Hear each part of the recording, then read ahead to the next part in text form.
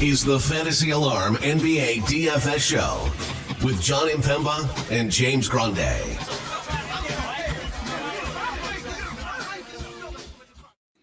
What is going on, everybody? Jon Impemba here with James Grande. Welcome into the Fantasy Alarm NBA DFS Playbook show. We have Friday, 6 games here heading into the holiday weekend. James, you were on the playbook.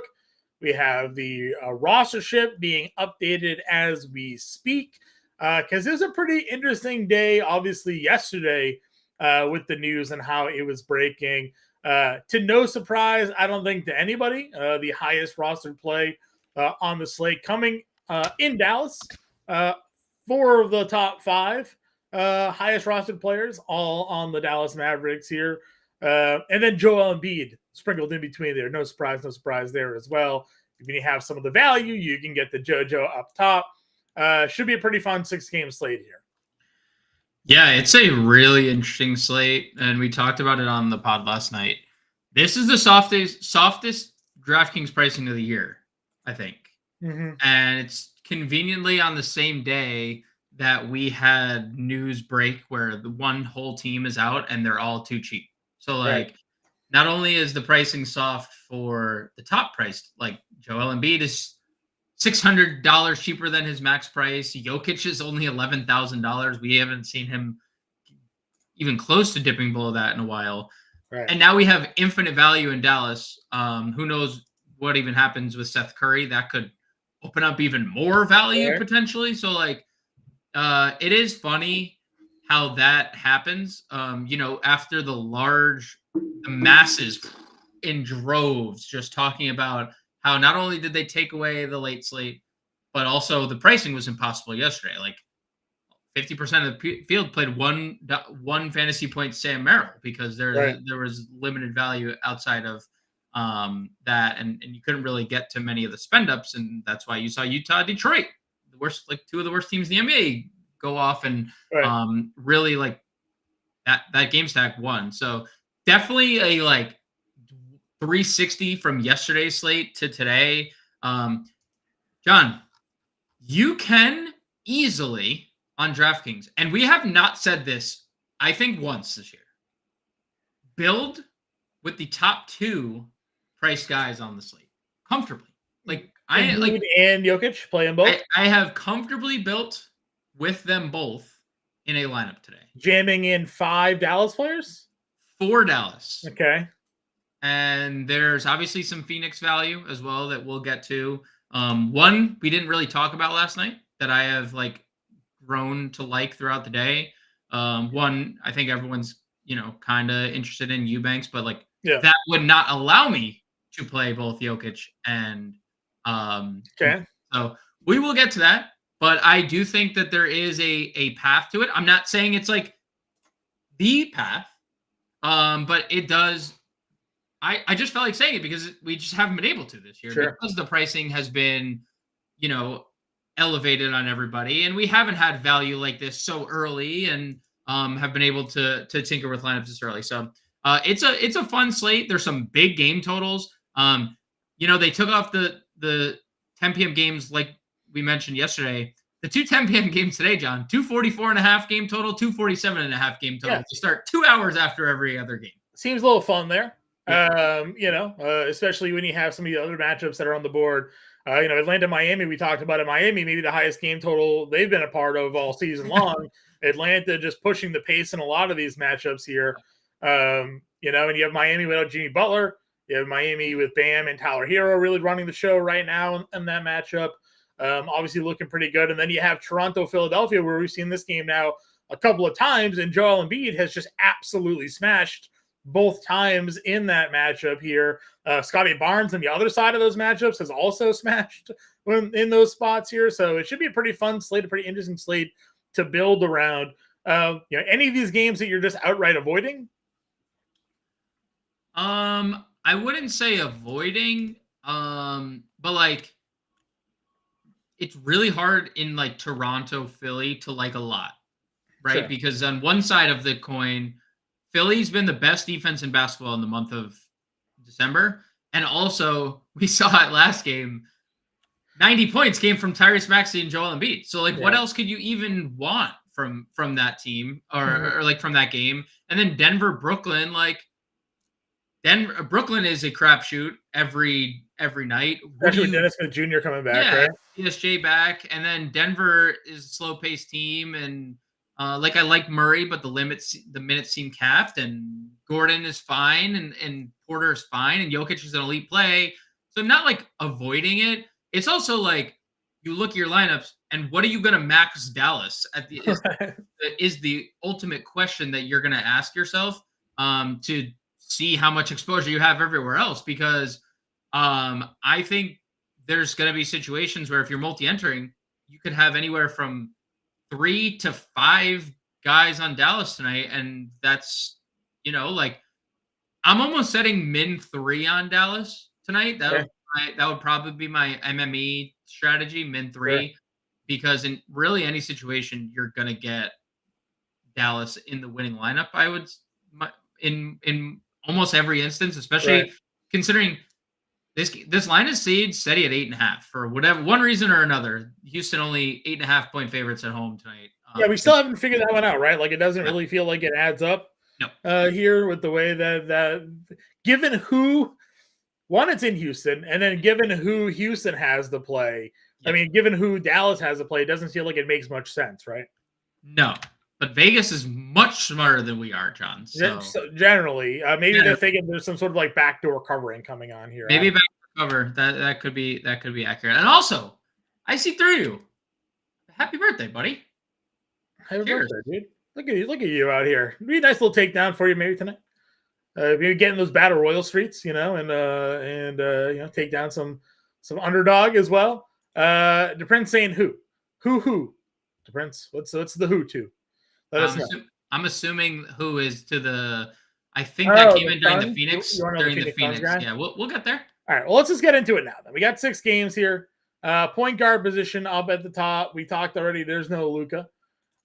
Point guard spot: Devin Booker, Trae Young, Steph Curry, De'Aaron Fox. Your top 4 priced plays on the slate here.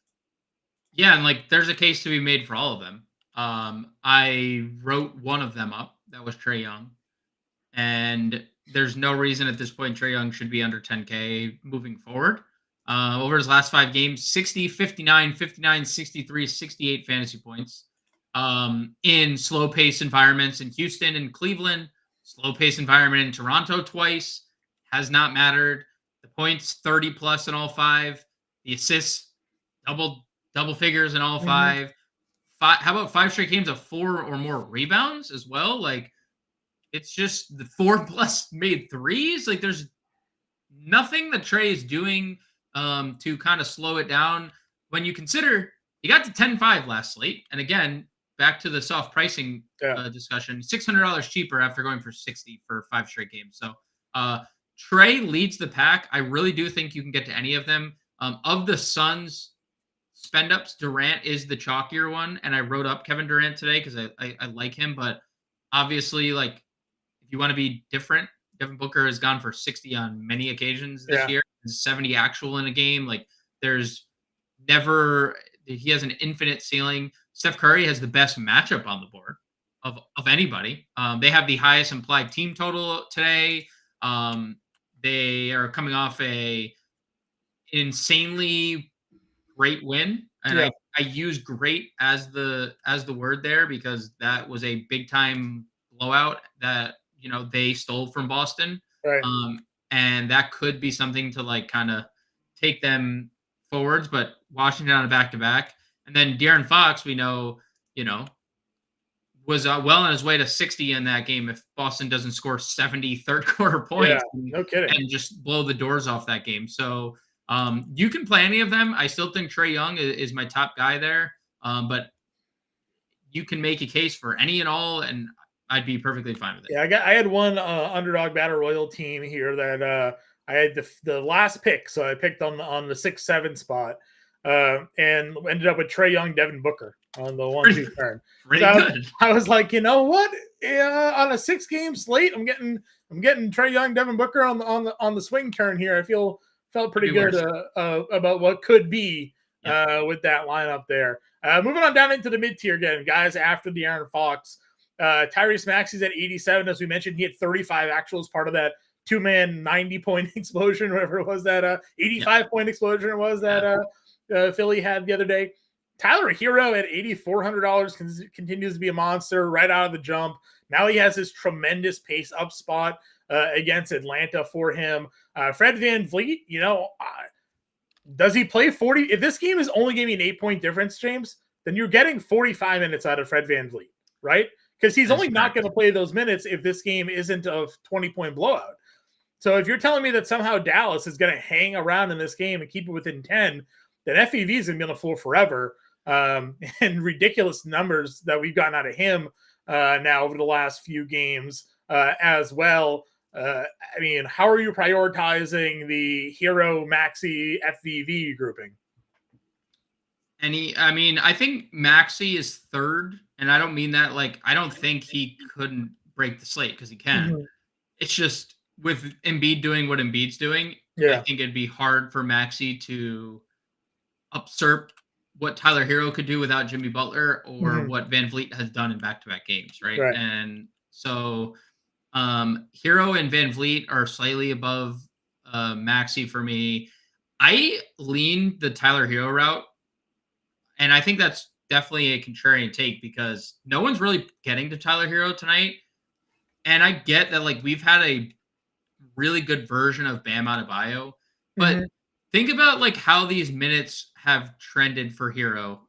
He's been back for 2 games after missing over a month, 33-36. And then you go back earlier in the year, he was playing 40 a night, 4 straight games of nearly 40 minutes. Right. Who's to say that in a competitive game, in a game with a 238.5 total that Miami is never in, that Tyler Hero isn't playing 40 minutes tonight? And he's multi-position eligible, and he's significantly lower owned than Fred VanVleet. I'm perfectly fine getting to Fred VanVleet. That's not what I'm saying, because no, I agree. You look at the matchup for Hero that he just had, home against Minnesota, at Orlando. This year, we've generally considered Minnesota, Orlando to not really be the greatest of spots. No. Slow-paced teams, actually pretty decent defensively to an extent here.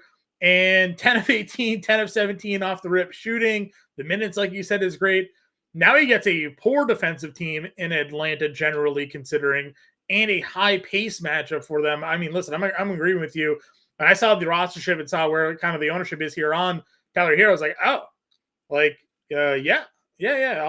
that. I'll do some Hero here, no problem. Yeah, he's gonna be our hero tonight, John. Ooh, see what you did there. Agreed. Tier below: Jamal Murray, Dinwiddie, Tyus Jones, Chris Paul. Anybody for you standing out above the rest? Not really. It's all fine. Murray, I think his and my argument on the pod hasn't changed tonight, or it hasn't changed throughout the day. He just suffers from a minutes cap for me when 2 guys above him have 40+ minute ceilings in Hero and VanVleet. So if you want to get there, just know that you need it in 32 minutes, because that's just seemingly where they're gonna keep him. No thanks on Dinwiddie, he's fine. Tyus Jones has been great, but 7K, that's the back-to-back bump. They also got Landry Shamet back. I understand this Jordan Poole revenge. That I don't care. You're not a revenge game narrative guy. So he's also more expensive than he's been since everybody gets a price dump, and all of a sudden Jordan Poole gets a price increase. That's the back-to-back stuff, right? Yeah. But there is Landry Shamet back tonight, and Landry Shamet's been in the rotation. As much as we don't really want to believe that, he has been a guy that's played. So could he cut into those minutes? Sure. Especially if Poole can't make any shots. I would say Chris Paul would probably be the one guy that I would have interest in the 6K tier. He is the one guy benefiting the most from Draymond being out. 35 minutes in that Boston game. I know there was overtime, so 30 minutes is what CP3 played. But what if Pajemski doesn't play tonight? Right. And then what are they doing? And now Wiggins is questionable. So where they started the second half with Andrew Wiggins, what if Pajemski and Wiggins don't play? Is Chris Paul now in the starting lineup? Is Moses Moody in the Moses starting lineup? You could. Yeah. I mean, there's Masas Moody. Yeah. Whatever the Kendrick Perkins name you insert for Moses Moody, one of those two would start in that situation. Like, that's just the assumption, right? And then obviously that's bumps to Kuminga, that's bumps to Curry, that's bumps to Clay. Like, there's down the line. But Chris Paul 65 is a really fair price. And then really nothing, and then you get the inevitable Jaden Hardy at 43. Yeah, Hardy is the far and away chalk. At one point earlier today, he was 95% rostered. That has since come down slightly. He's now like 80% rostered, but yeah, Jaden Hardy is where the world is. Just updated that, by the way. Yeah, the world is getting to here today. We know he's a bucket. We talked about last year for those of you who have followed us along. We are not new to the Jaden Hardy scene. We've been excited for whatever opportunities he gets to play more minutes here. Going over to the shooting guard position, again, a lot of multi-position eligibility, and it's a small slate. So we touched on a lot of these guys already at the point guard position, but some we haven't discussed. DeJounte Murray, Cam Thomas here, Klay Thompson, Bogdanovich, the way he's been playing right now, out of his mind. Thoughts on this mid-range of shooting guard? Yeah, no thanks on DeJounte. We know he has a ceiling, but it's hard to have a ceiling when Trae Young has a ceiling and Bogdanovich has a ceiling every night. Like, it's just DeJounte is just going to be what he's going to be. Cam Thomas obviously always has a ceiling, but the first guy I got to was Klay Thompson. I talked to you about it on last night's stream, where I don't know if I tweeted if he might be back. It seems like he's pretty pissed off about the contract negotiation talk being leaked and how he no longer has a contract on the table because he's been playing poorly. No coincidence. Last 4 games, 24 plus actual points, 38 plus DraftKings points. And, he's made 4 plus threes in all those games, 40+% in all of those games. Like, that is Klay Thompson, right? Like, that, the last 4 games is the Klay Thompson we've seen for years and years and years. And now you're telling me you're getting, one of the best spots, or the best spot on the board. Washington, John, in the month of December, first in pace, last in defense. Like, dream spot for Golden State. Do they have any chance of holding this game down, though? I guess that's the problem. That's the problem, right?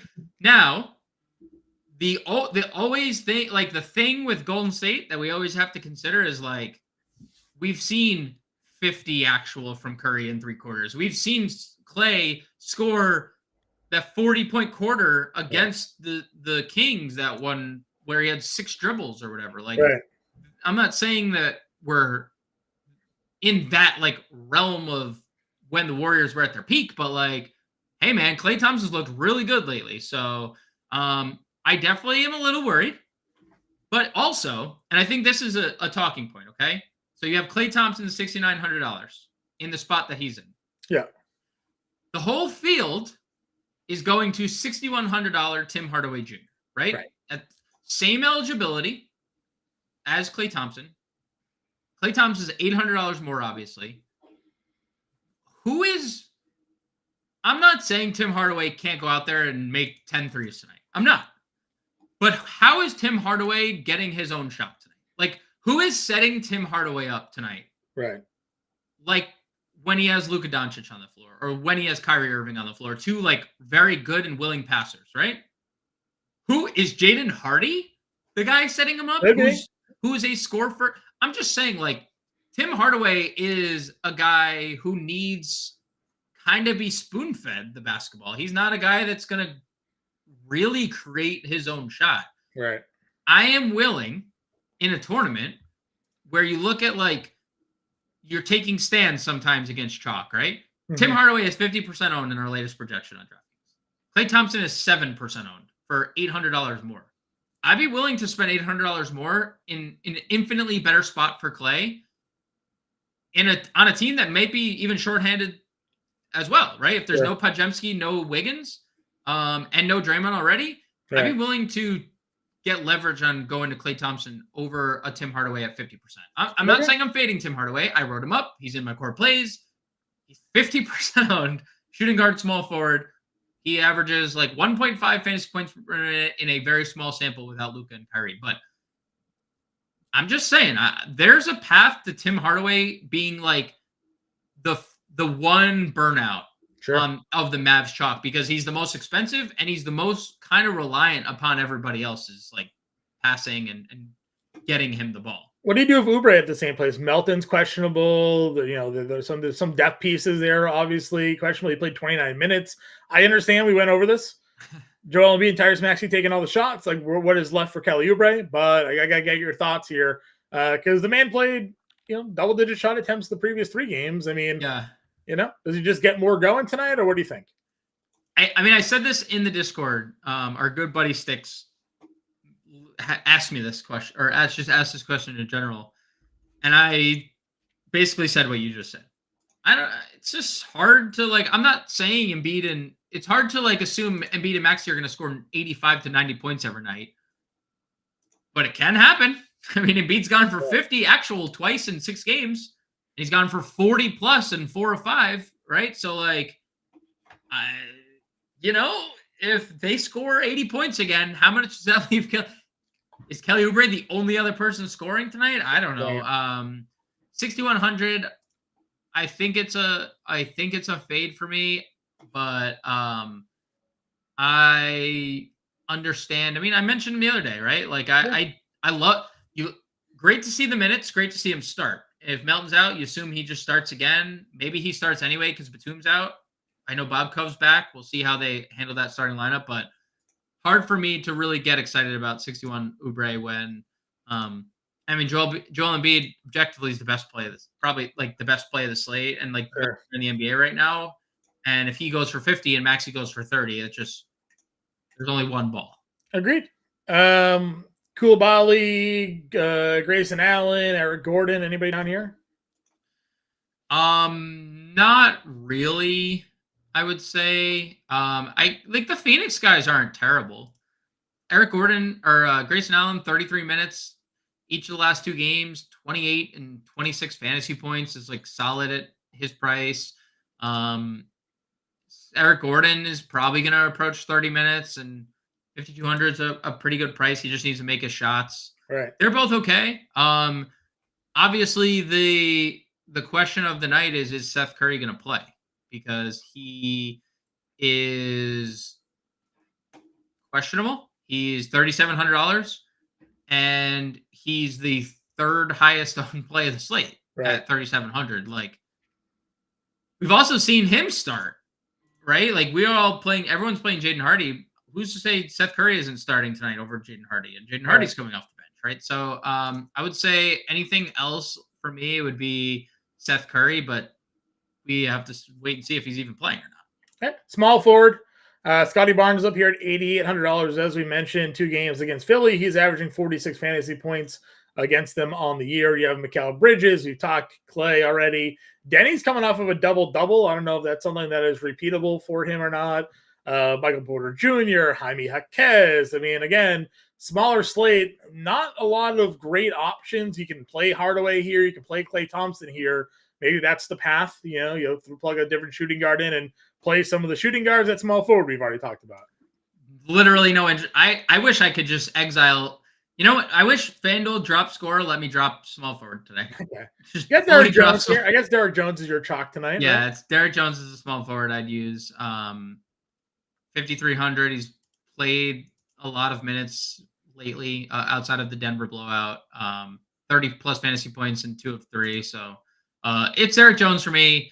Obviously, Kuminga at 56 is really, really appealing. We'll see how Steve Kerr handles his rotation after what happened in that Boston game. Like, there's no reason to think he should remove Kuminga from the rotation, even with Wiggins in. Like, They should find more minutes for Kuminga. If there's no Wiggins, all systems go for Kuminga at 5,600. We've seen him play in a lot of blowouts too, which could happen tonight, right? I like Kuminga 56. And Derrick Jones would be like the 2 other names. Would you get to any of these other Phoenix guys? No. Okay. No. I mean, Okogie is questionable. Nasir Little was like, it's like, look at all these minutes, guaranteed going to play 19 minutes against Portland with no Josh Okogie. It's just, they're just so it's just it's such a fluid situation. Agreed. Value down here again. Anybody that we haven't discussed or you want to get to? I want to get to power forward. All right. Talk about it then. Kevin Durant up at top.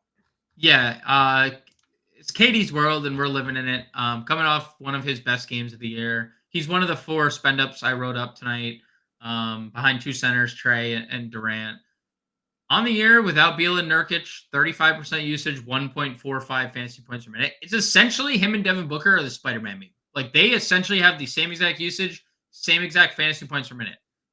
The field is playing Kevin Durant tonight, which is why in the write-up I was like, they have the same averages. If you want to play Devin Booker, play Devin Booker, right? Like, you're going to get a guy who has similar upside to Durant at lower ownership. But power forward is obviously, in terms of like position scarcity, forward stinks tonight. So getting to Durant makes a lot of sense. I mentioned you could play Embiid, Jokic. You could definitely play Embiid, Durant, or Jokic, Durant, like very easily tonight. Coming off 40 actual, 54 fantasy points, cheaper than Devin Booker on the same team. So it's really, really hard not to like Kevin Durant sub 10K tonight. In like maybe the best competitive high priced game, like the Warriors Wizards is 247.5, right? But it's an 11.5 point spread. Phoenix Sacramento 244.5, 3.5 point spread. Mid-tier options for you. Anybody to you sticking out? Keegan Murray, Jabari Smith coming off just a monster performance. I guess if Tari Eason ends up being out, Jabari becomes a bit more appealing based off the run that he got there. Sadiq Bey, Pascal Siakam. Anybody here in the mid-tier? Yeah, so I actually omitted Jabari Smith from the playbook as a TBD. Okay. Because if Eason plays, like we've seen Jabari Smith like low 20s minutes, right? Mm-hmm. It's like super hard to project the front court in general, right? Like even our boy Şengün's getting demolished by the Tari Eason minutes. So what did Şengün play the other day? Şengün played 26 minutes still, huh? So because he was getting abused by Ngannou pick and roll. Like that's true. Yeah. He couldn't stay on the floor. And I'm not saying you have to worry about that with Dwight Powell tonight. You shouldn't have to worry about that with Dwight Powell. Şengün should be fine here, like with and so like I'm very TBD on Jabari Smith tonight. Okay, which I think is fine because you're gonna have 6 guys from that game in your lineup at the 8:00 window, so like you'll be able to adjust things how you want.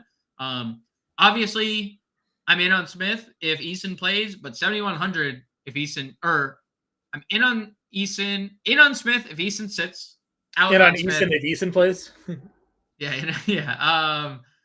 I'm probably out on both if Eason plays at 6K. Just a little, I don't know. I think Tari Eason would destroy the second unit of Dallas. That's fair. Well, they're all playing the second unit. He might be playing the third unit. That's what I mean. The front court's at least healthy for Dallas here. So the back court, that's not semi healthy. No Derek Lively. Yeah.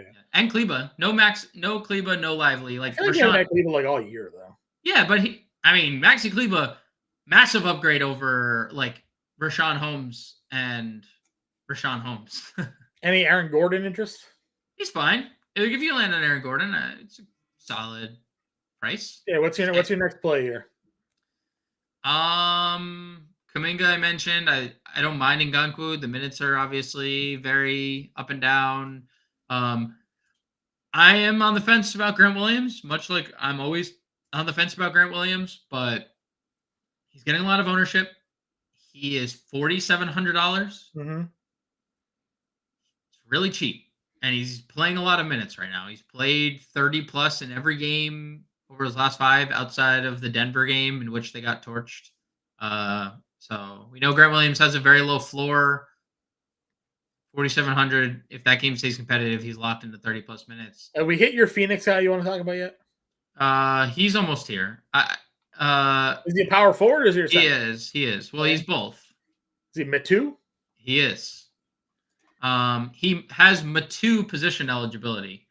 And look, I think there's a world tonight that he starts and Eubanks comes off the bench.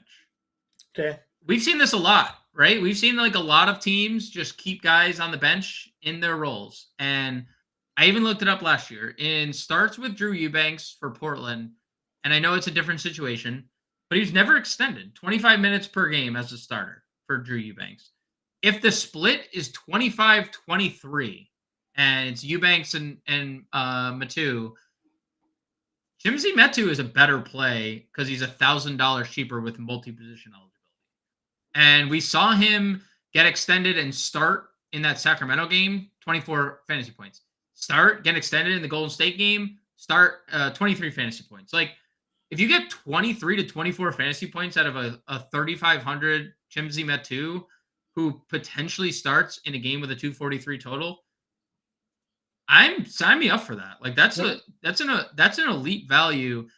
Now, there's always a scenario where he doesn't start and you have him in that forward spot at 3,500 for a 10 o'clock window, and you're probably stuck unless you're like playing multiple pieces in that window, right? Like, unless you have Golden State exposure or you have a Durant or a Sacramento guy. Like, obviously it depends on your exposures, but wouldn't you at that point maybe just leave him in your util and hope that there's some sort of like Landry Shamet is your pivot? Yeah. Right? I mean, it depends on what you're doing, because if you're double centering, like I said, like in a world I'm playing Jokic and Embiid, Metu is a punt that I'm using in my forward slot, right? Okay. And I can't do anything about that because Jokic and Embiid are the first 2 games of the night. Like, there's no pivots off that.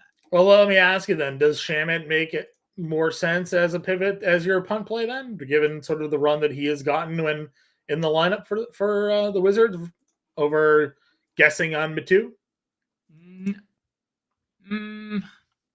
I know what you're saying. Maybe, but he's also missed time, like 20-something days with a rib injury. No Nurkic. Metu's been in the rotation, right? Yeah, like he got 15 minutes that last game, right? Yeah, so he got 15 minutes. It's like in his couple of starts, he's played mid-20s minutes and has given us mid-20s fantasy points. Like, that's a big fat W if you get that at 3,500. So I have really warmed up to the idea, if he's starting, to run him over Eubanks. Like, I would just take the savings and run with that, especially with the multi-position eligibility. How are you handling Jackson Davis here? I am so confused on what to do with him. I would say he's one of the trickier plays, because I'm looking you look everywhere, right? Like, as a DFS player, like, I set projections. I'm looking around, like, seeing what other sites setting projections, seeing where Jackson Davis, no ownership whatsoever, no one playing him, not a soul, maybe one person playing Jackson Davis. We know he's going to have at least one shift, right? Like, one shift guaranteed. That's what he's been at least playing over the last few games, like 7 and 5 minutes before these random blowout or random games. Now there's blowout factor. He'll play. He just flat out played better than Looney and Saric last 2 games. That obviously benefits him. And like you saw at the end of that Boston game, like Steph Curry was like chest bumping him, like super pumped for him. He's almost coming off back-to-back double-doubles. Like, he's been great. But it's Steve Kerr. And it hasn't mattered, right? Like, Jonathan Kuminga and Moses Moody were like the 2 highest summer league scorers and can't even crack 20 minutes a night for this team. Right. And like they were lottery picks, both of them. Like, what do you have to do in Steve Kerr's rotation to get minutes? It's a tournament play only. And John, he is $6,100 on FanDuel. That's a lot. It is a 0% chance you play him over there unless he's starting. Is Dennis Smith Jr. at all an interest to you? I mean, the man has been a monster fantasy point per minute guy. I understand getting there, because he has been good, but at what cost? Does that remove like a Dallas guard from your equation, who probably just, based on like rotation, have an infinite higher minute ceiling than Dennis Smith Jr.? It's fine. It's fine, right? It's not a priority, but I think it's fine. All right. Want to build a lineup? We didn't talk about center. Oh, I thought we did. All right, Joel Embiid. Here we go. I thought we did. My bad. Thought we did. Yeah. He's the best player. Isn't that what we're talking about? Are we just talking about one guy here? Yeah, I mean, look, Jokic had a really, really, really good game against Toronto the other day. And he had 6 assists is kind of, that's low, right? Mm-hmm. I mean, it's a low number for a guy who averages 9 assists per game. So if he triple doubles there, you're talking about 2 guys coming off 70 bombs, right? I understand why you would consider. Who faces Toronto tonight? I do. I absolutely understand it. And it's not even like there's a giant gap in discrepancy when it comes to ownership. Our latest ownership run at fantasyalarm.com, Embiid 32, Jokic 24. Yeah. It's actually now because they're closer in price than they've ever been. It is, for sure. And I prefer the chalkier Embiid. There's no doubt. I'm just saying, y'all must have forgot. Right. Nick, we're just enamored with what Embiid's doing, not because Jokic is a bad play. Jokic is still an elite play. Agreed. All right. So obviously the top 2 guys are here. How much interest in Sabonis do you have tonight, knowing what could be his matchup, right? Yeah. A Eubanks Matu rotation here. I mean, Nurkic has done a really good job at keeping opposing centers off the glass this year. Except for the first matchup here where Sabonis had 17 boards. Except for that one time. But for the majority of the season, centers have had a tough time grabbing their rebounds against Nurkic here. Feels like a pretty solid, maybe even ceiling game for Sabonis here. I think the only thing we ever worry about, it's something that you pointed out when I was gung-ho about playing him. I think it was in the OKC game. The scoring, right? It's just we know the peripheral stats are always going to be there. He's always going to threaten a triple-double. When he scores 20 with those triple-doubles or approaching triple-doubles, you get the 50, 60 bombs. Right. But that's not always the case. And then De'Aaron Fox has 38. You're like, oh, right. That's why Sabonis only has 16 tonight. So I like him. I'm perfectly fine. Another scenario where I think point guard and center are the clear-cut best 2 positions on the board because Bam at 92, Bam was playing as well as almost anybody earlier before his injury, right? Earlier in the year. He was best he's ever played. And I don't think anyone's going to play him. So you can get to any of these 4 guys. 60 against Atlanta earlier this year. You can get to any of these 4 and you'd probably be happy with that result. Agreed. Do you consider Şengün tonight if Eason's ruled out? Consider him. I mean, there was a run for a bit here this year where we were can't not play Alperen Şengün, and then something happened. I don't know what happened. Where he fell off a little bit. I mean, he still gave you back-to-back 40 fantasy point games here, but 23, 33, 34, you're where's the minutes and where's the production come from? Yeah, and I think that's you raise a valid reason. Tari Eason just being what Tari Eason has been closing games during the last 4 or 5 games. If Jabari or Şengün are struggling or in foul trouble, Eason just plays over that person, right? So if Eason's out, I could see myself getting to some Şengün. Okay. Other mid-tier options here. You have Capella, obviously in a little bit of a tough spot against Bam. Claxton, Gafford, Love, Pirtle, Agonku. Anybody down here? I'll just give a shout out to Daniel Gafford in his game last night. Ceiling of ceilings. 6 blocks, 4 steals, 6 fouls. The full Daniel Gafford experience on display, 16 and 8. Not that he's going to do that again tonight, but I don't think there's anything in the mid tier, honestly, John. I think it's a waste of time. No offense to these guys. If someone clicks on any of these names, so be it. But you spend all the way up, or you go down to Eubanks or Matu, or if Jackson Davis somehow found his way into the starting lineup, and I think you just move on. All right. Value. Same thing. Eubanks, Davis, Matu, Eubanks. Yeah, those 3. All righty.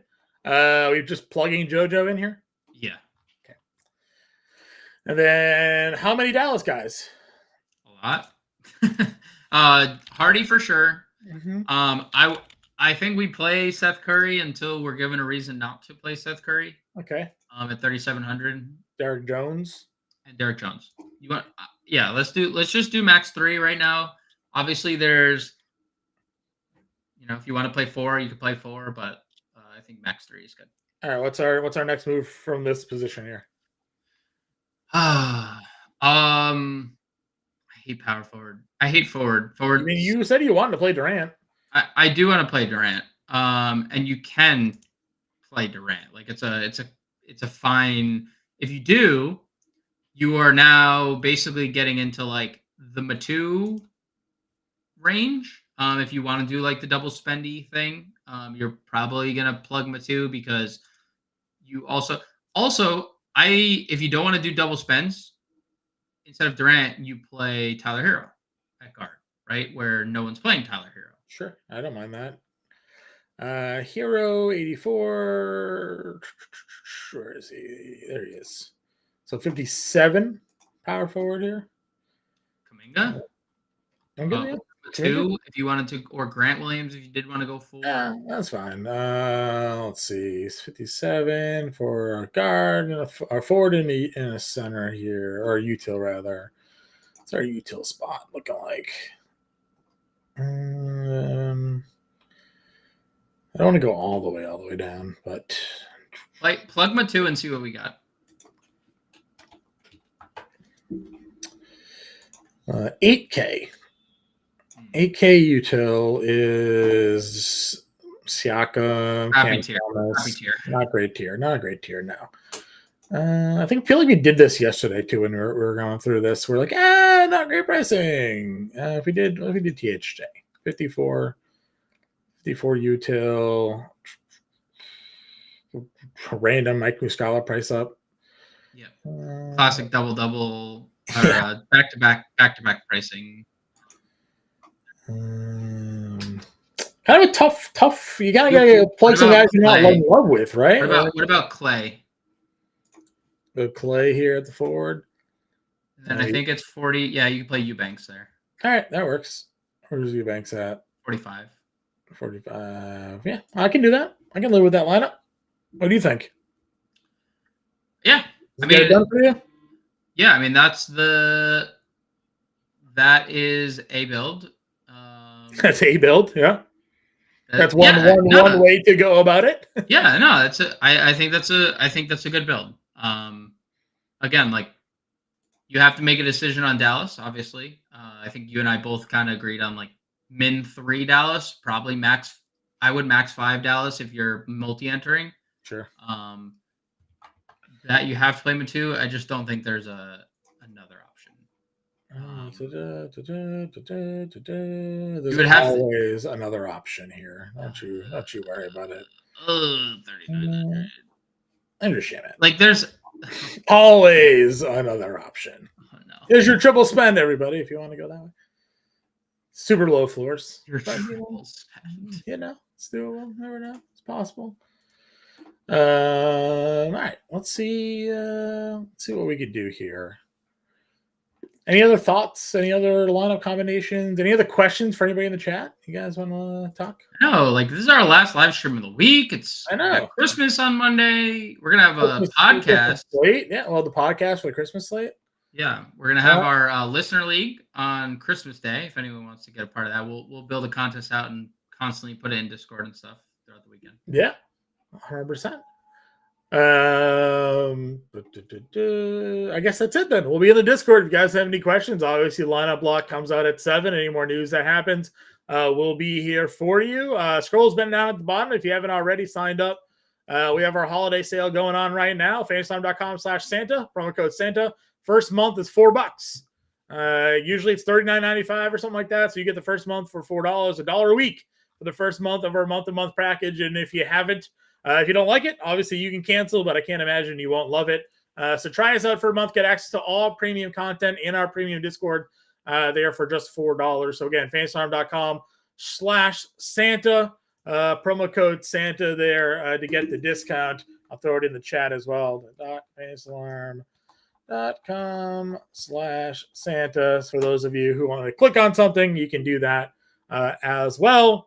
We'll check it out. Is Embiid 12.9? Is it too much on FanDuel? No, there's no price that's too much for JoJo right now being town. Play him. If you got him, For now, guys, we'll catch you later in the Discord. Good luck tonight.